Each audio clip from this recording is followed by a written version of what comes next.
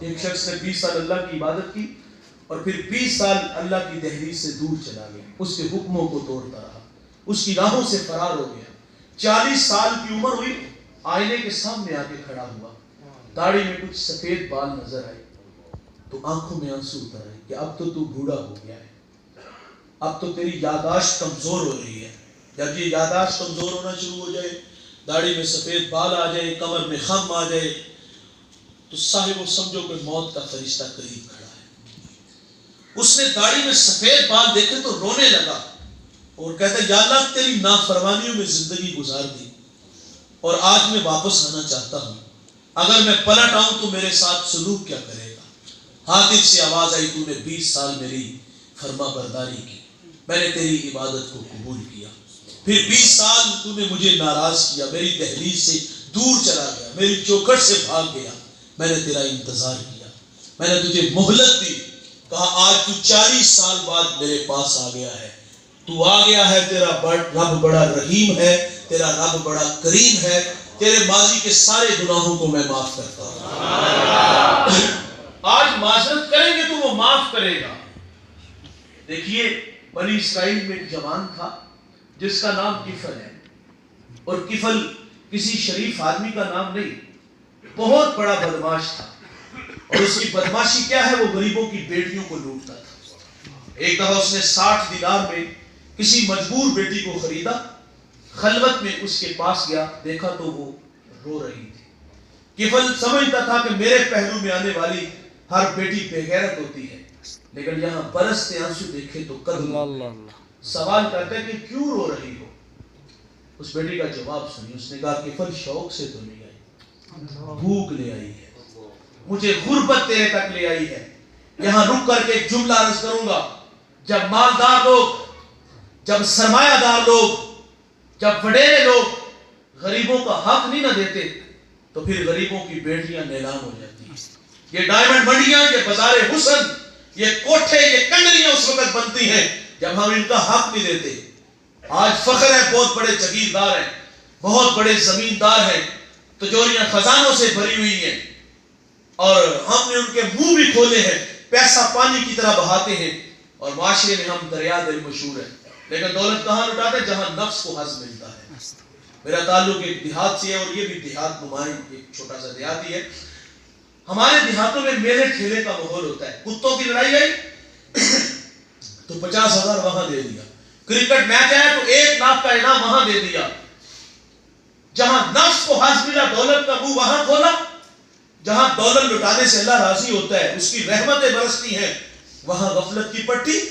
وہ کیا کسی شاعر نے کہا تھا کہ دیکھا ہے میں نے شہر میں کوڑے کے ڈھیر پر 2 بچے لڑ رہے تھے فقط ایک بیر پر، فصلوں کو کاٹتے کچھ ٹوٹی چوڑیاں، کچھ بک گئی ہیں دوستو گندم کے سیر پر، گندم امیر شہر کی ہوتی رہی خراب، بیٹی مگر غریب کی فاقوں سے مر گئی۔ اور محسن نقوی کہتا ہے محسن یہ غریب لوگ بھی تنکوں کا ڈھیر ہوا کرتے ہیں، کبھی پانی میں بہ گئے تو کبھی ملبے میں دب گئے۔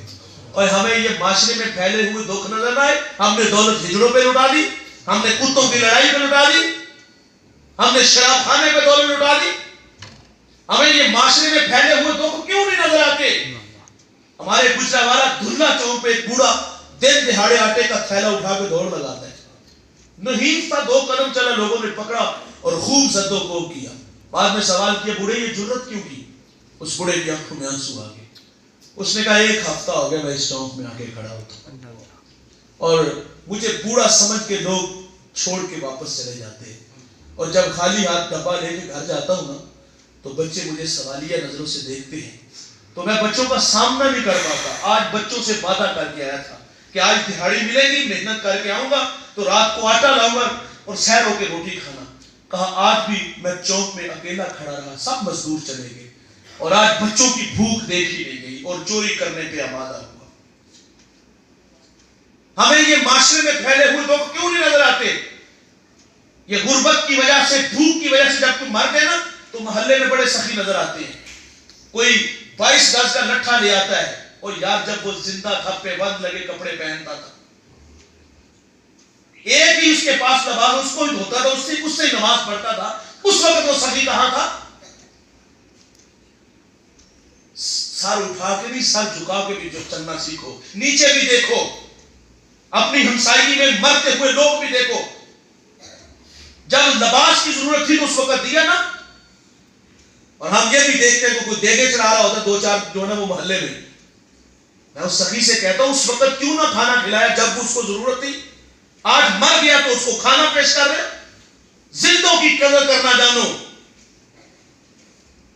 یہ معاشرے میں پھیلے ہوئے دکھ ہیں. مجھے وہ بیٹی بھی نہیں بھولتی کمالیہ کی. آج سے 8 سال پہلے نوائے وقت میں خبر چھپی تھی کہ ایک بوڑھا باپ اپنی بیٹی کو تعلیم کی دولت سے آراستہ کرتا ہے. بالغہ تھی، نکاح کی تقریب تھی، ادھر سے بارات آ رہی ہے، یہ بیٹی والے تیاریوں میں تھے. ہمسائیگی میں سے کسی نے شرارت کی کہ جس کے گھر میں آ رہے ہو نا وہ اپنی بیٹی کو چند جوڑوں کے سوا کچھ بھی نہیں دے سکتا. بارات واپس چلی گئی. دوست بتاؤ اس بیٹی کے دل پہ جو کچوکے اور زخم لگے تھے اس کا مداوع کس نے کرنا تھا. چاندی اتر آئی بیٹیوں کے بالوں میں. مفلس کو پھر امید ہے کہ بارات آئے گی اور کتاب زیست کا ایک اور باپ بیت گیا. جہیز بن نہ سکا اور شباب بیت گیا. اور بیٹیاں تو کہتے سانجی ہوتی ہیں یار، تم گاؤں کے بڑے ہو یار، اللہ نے آپ کو دولت سے نوازا ہوا ہے. اپنی بیٹی کی شادی پہ 50 لاکھ روپے لگا دیا اور بیوہ کی بیٹیاں گھروں میں بوڑھی ہوتی ہوئی ہمیں نظر کیوں نہیں آتی. کاش کے 5 لاکھ سے اپنی بیٹی کی شادی کرتا اور جو باقی بیٹیاں تھیں انہیں اپنی بیٹیاں بنا کے ان کی شادی کرتا. تجھ سے خدا اور خدا کی مخلوق راضی ہوتی. لیکن ہم نے دولت وہاں دی جہاں نفس کو حظ ملا. اس بیٹی کی آنکھوں میں آنسو کیوں آئے جو کفل کے پہلو میں تھی. اس نے کہا بھوک لے آئی ہے، غربت لے آئی ہے. یہ ایک جملہ کفل کی ہدایت کا سبب بنا. دل کے آئینے میں چوٹ لگی، کفل رونے لگا. ہاتھ جوڑ کے کہتا ہے بہن معاف کر دے، تو جس عزت سے آئی ہے اسی عزت سے واپس گھر چلی جا.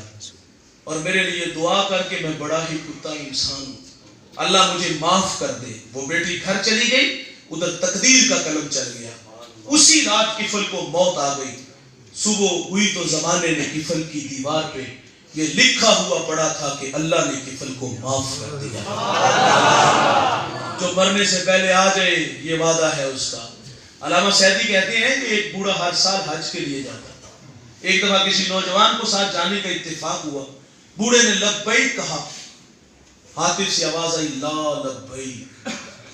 وہ جوان چونک سا گیا. اس نے کہا بابا جی آواز نہیں سنی؟ تو وہ بوڑھا کہتا ہے بیٹا یہ آواز میں 70 سال سے سن رہا ہوں. وہ جوان کہتے ہیں بابا جی پھر بھی آتے ہو؟ اب کلیجہ پھٹنے لگا. رو کے کہا بتا بیٹے اس در کے علاوہ کوئی در ہے جہاں جا کے میں دامن پھیلاؤں؟ بس اتنا کہنا تھا کہ رحمت خدا بندی جوش میں آئی.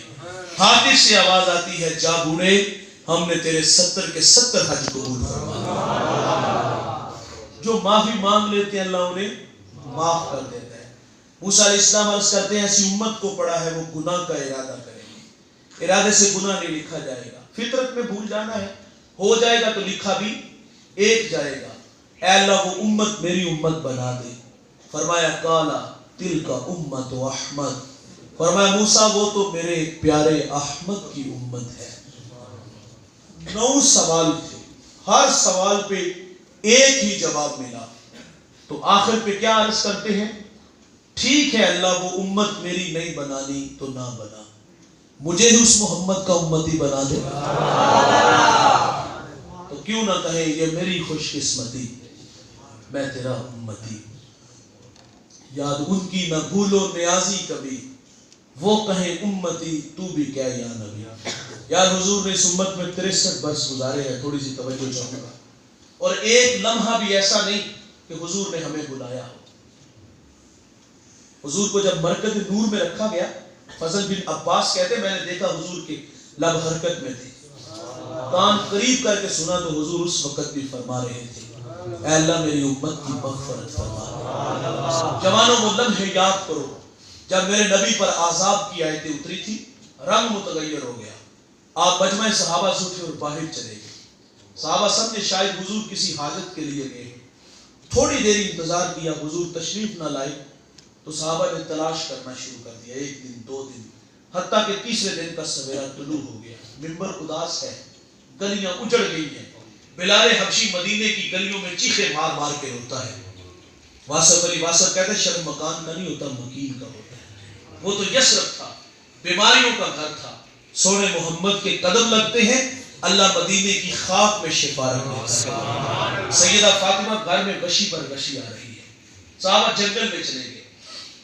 میں نے اس جنگل کی زیارت کی ہے. اب وہاں گھر بن گئے ہیں. صحابہ جنگل میں گئے, وہاں چرواہا دیکھا اور اس سے کہتے ہیں کہ یار تو نے اس نام کا کوئی شخص تو نہیں دیکھا؟ رومی وہ گفتگو بیان کرتے ہیں. گفت چوپا مرمرا معلوم نیز ماں نمی دانم محمد نام کیز ای قدر دانم کے اندر تیرا گار زار بھی نالت کسے لیل و نہار. وہ کہتا ہے اتنا میٹھا نام تو سنا ہی پہلی دفعہ ہے. ہاں اتنا جانتا ہوں وہ سامنے غار دیکھتے ہو جس کا نام جبل صلاح ہے. وہاں ایک جوان ہے جو صبح بھی روتا ہے شام بھی روتا ہے. اور کہتا وہ میری بکریاں دیکھو حلقہ بنائے بیٹھی ہیں, نہ کچھ کھاتی ہیں نہ کچھ پیتی ہیں. جب وہ روتے ہیں تو یہ بھی روتی ہے. صحابہ نے پوچھا وہ رونے والا کیا کہتا ہے؟ اس نے کہا جب اس کے لب ہائے مبارک کھلتے ہیں تو وہ رب حبلی امتی کی صدائیں دیتے ہیں. بے جان جسموں میں جان آئی. صحابہ اندر داخل ہوئے. آنکھیں کیا دیکھتی ہیں کہ حضور کی پیشانی نکیلے پتھر پہ جھکی ہے اور رو رہے ہیں اپنی معیشت کے لیے نہیں بھائی. اللہ فرماتا ہے محبوب اگر آپ کہو تو ہم بتھائے مکہ کو سونے چاندی کا بنا دیں. لیکن حضور عرض کرتے میری آرزو ہے ایک دن کھانا ملے ایک دن بھوکا رہوں. جس دن کھانا ملے شکر ادا کروں, نہ ملے صبر کر کے دکھاؤں. اوے اپنے لیے نہیں آپ کے لیے میرے لیے. یہ اللہ سے فریاد کر رہے تھے اللہ میری امت, اے اللہ میری امت. جوانوں ہم خود کو کھینچ کے تھوڑی دیر کے لیے اس غار میں لے چلے. ایک جانب خود کو کھڑا کر لیں اور ایک جانب محبت کی بچھی ہوئی کائنات دیکھیں. محبت کہتے عمل کو آسان کرتی ہے. محبت دعویٰ عمل دلیل. غلامی رسول میں موت بھی قبول ہے. معذرت سے یہ کھوکھلے نعرے ہیں. حضور نے کتنا پیار دیا, رو رو کے ہمارے لیے دعائیں کی. اور آج ہم اپنے گریبان میں چھان کر کے دیکھیں تو شرم کے علاوہ ہمیں کچھ نہیں نظر آئے. میرا لہجہ تلخ ضرور ہے. وہ کیا اقبال نے کہا تھا کہ چمن میں تلخ نوائی میری گوارا کر, کہ زہر بھی کرتا ہے کبھی کار تریا کی. کڑوی تو ساری جوانوں قبول کیجئے گا. اور آج ہم آپ خود کو دیکھیں کہاں کھڑے ہیں. ہمارے اخلاق کھوکھلے نہیں؟ کیا ہم فساد کے کھوکھلے دانے پہ نہیں کھڑے؟ آج جوانی کو دیوانگی کا نام دیا گیا ہے. ہم چلتے کڑ کر کے, بولتے بگڑ بگڑ کے, مستی ہی مستی, نشہ ہی نشہ. کیا یہ ہمارے تہوار میں؟ اللہ کا منادی 5 وقت حی علی الصلاۃ کی صدائیں دیتا ہے, کان پہ جو تک نہیں رینگتی. واعظ نصیحت کرتا ہے, ہم غفلت کی پٹی نہیں اتارتے. ہم کسی کو آخرت کی بات سنائے نا تو لوگ کہتے ہیں مولوی اپنی تقریر اپنے پاس رکھ, شباب ہمیشہ رہے گا, عمر کے سائے نہیں ڈلیں گے, موت کی ہچکیاں نہیں لگیں گی, خدا کی کچہری میں پیشی نہیں ہوگی. اور میں کہتا ہوں بھائی کبھی آسمان کی چھاتی پہ چمکتا چاند دیکھا ہے؟ یہ ایک صورت میں نہیں ہوتا. یہ کبھی قمر ہوتا ہے, کبھی بدر ہوتا ہے, کبھی ہلال ہوتا ہے. جوانوں ہمیں بھی اس دنیا میں ہمیشہ نہیں رہنا. یہاں جو آیا ہے وہ جانے کے لیے, جو پیدا ہوا ہے وہ مرنے کے لیے. کل من علیہا فان, جو بھی ہے اس کو فنا ہے, بقا صرف اللہ کو ہے. یہاں کسی نے بھی بیٹھ نہیں رہنا. ہم سب نے اپنی اپنی باری پہ شہر خاموشہ کو آباد کرنا ہے. اور یہ سانسوں کی مالا کب ٹوٹ جائے موتی خاک میں مل جائے ہمیں کوئی پتہ نہیں ہو بھائی. 100 سال بھی جیو گے بالآخر مرو گے. موت سے کسی کو بھی رستگاری نہیں. یہاں نہ دارا ٹھہرا, یہاں نہ سکندر ٹھہرا. یہاں بڑے بڑے کچھ کلا کہن چھائے اور خاک میں مل گئے. او بھائی ہم کہاں کھڑے ہیں؟ حضور کا پیار کیا ہے اور ہمارا عمل کیسا ہے؟ کتنا تضاد ہے. پیار تو تقاضے مانگتا ہے, محبت تو عمل مانگتی ہے. لیکن ہم نے زبانی کلامی محبت رکھی, گلے پھاڑ پھاڑ کے سے غلامی رسول میں موت بھی قبول کے نعرے لگائے. اور حضور رو رو کے کہتے ہیں اللہ میری امت, اے اللہ میری امت, اے اللہ میری امت. صحابہ نے منت سماجی کی, حضور سر اٹھائے غلام آئے ہیں. 3 دن جدائی میں تڑپتے گزر گئے. صحابہ تو ایک لمحہ بھی حضور کے بغیر نہیں گزارتے تھے, لیکن محبت کھینچ لائی غار میں اور رو رہے ہیں. سیدہ فاطمہ کو بھی خبر ملی, آپ مدینے کی عورتوں کو لے کے اس غار کی طرف بڑھتی ہیں. صحابہ پیچھے ہٹے, آپ اندر داخل ہوئی. اپنے والد گرامی سے عرض کرتے ابو جان بیٹی آئی ہے, جگر کا ٹکڑا آیا ہے. فاجلسها فی مجلسہ, جس کے لیے مسند بچھا دیتے تھے, فاطمہ آئی ہے. حضور بیٹی کو بھی یہی فرماتے ہیں, مجھے امت کی محبت رلا رہی ہے. سنو دوستو, جب حضور نے سجدے سے سر نہ اٹھایا تو پھر سیدہ اپنے اللہ سے عرض کرتی ہیں مالک میں نے سنا ہے جب فقیروں اور درویشوں کی دعائیں مستجاب نہیں ہوتی تو وہ سروں سے پگڑیاں اتار کے اے اللہ تجھ سے دعا مانگتے ہیں. عرض کیا مالک آج تیرے نبی کی بیٹی فاطمہ جس پر تو نے تطہیر کی آیتوں کو نازل کیا ہے، میں سر سے دوپٹہ اتار کے اپنے بابا کی امت کے لیے تجھ سے بھیک مانگتی ہوں. سیدہ کا ہاتھ ردا کی طرف بڑھا. جوانوں کوہرام مچ گیا. بادلوں کی اوٹ میں سورج نے منہ چھپا لیا. ایسے لگا کہ قیامت آ گئی. رومی کہتے پھر ایک صدا اٹھی پاس ندا آمد ز یزداں کا رسول. من دعائے فاطمہ کردم قبول. گار طلب کر دی زمین و آسماں. جملہ بخش دے مشتر یک زماں. فرمایا جبریل دیر نہ کرو جلدی جاؤ. میرے نبی سے کہو کہ سجدے سے سر اٹھا لے. ہم نے فاطمہ کی دعا قبول کر لی. جیسے آپ کہو گے ہم امت سے ویسے ہی معاملہ فرما دیں گے. اور بھائی اتنا پیار انہوں نے دیا. آج ہم کہاں کھڑے ہیں؟ جھنڈیاں لگاؤ جھنڈے لگاؤ گلیوں کو صاف کرو. حضور کی محبت میں گلیوں میں نعرے لگاؤ. دیوانہ وار جلوس میں شامل ہو جاؤ. لیکن صاحب امت کو جو حضور پیغام دے کے گئے اس پیغام محبت کو کبھی بھی نہ بھلائیے گا. ہمیں حیا کا درس دے کے گئے. ہمیں اخلاقیات کا درس دے کے گئے. ہمیں ماں باپ کی عزت کا درس دے کے گئے. ہمیں اللہ کے حضور جھکنے کا پیغام دے کے گئے. میلاد کی محفل میں آنے والوں آج کی اس بزم میں دیکھیے اعزاز کتنا بڑا ہے جس کے لیے نبی دعائیں کر رہے ہیں. اللہ نے ہمیں وہ نبی عطا کیا ہے. کتنے لوگ حضور کی راہوں میں تڑپتے ہیں اور تڑپ تڑپ کے جان دیں گے. ہمارا نصیب ہے بھائی. ہماری آنکھ کھلتے ہی ہمیں یہ بشارت ملتی ہے کہ تم خوش نصیب ہو کہ تم آمینہ کے لال کے امتی بن کے آئے ہو. جتنا بڑا اعزاز ہوتا ہے بھائی تقاضے بھی اس قدر بڑھ جاتے ہیں. آج کی اس بزم میں شاید کہ وہ نقشے دار تقریر تو میں آپ کو نہیں دے سکا لیکن یہ ایک پیغام محبت ہے عمل کا درس ہے. میں اور آپ اپنے دامن میں سمیٹ کے جائیں گے کہ آج کے بعد ہم نماز نہیں چھوڑیں. اللہ سے وعدہ کرنا ہے آج کے بعد ہم نماز نہیں چھوڑیں. یہ میری خوش قسمتی میں تیرا امتی. یاد ان کی نہ بھولو نیازی کبھی. وہ کہیں امتی تو بھی کہہ یا نبی. اب کہیے سیدی مرشدی یا نبی یا نبی. سیدی مرشدی یا نبی یا نبی. سیدی مرشدی یا نبی یا نبی. سیدی مرشدی یا نبی یا نبی. کہے امتی تو بھی کہہ یا نبی. میں ہوں حاضر تیری چاکری کے لیے اور فخر کا دل میں دریچہ باز کرنا چاہیے. جن کا تو آقا ہے ان کو ناز کرنا چاہیے. اللہ ہمیں حضور کی لازوال محبت سے مالا مال فرمائے.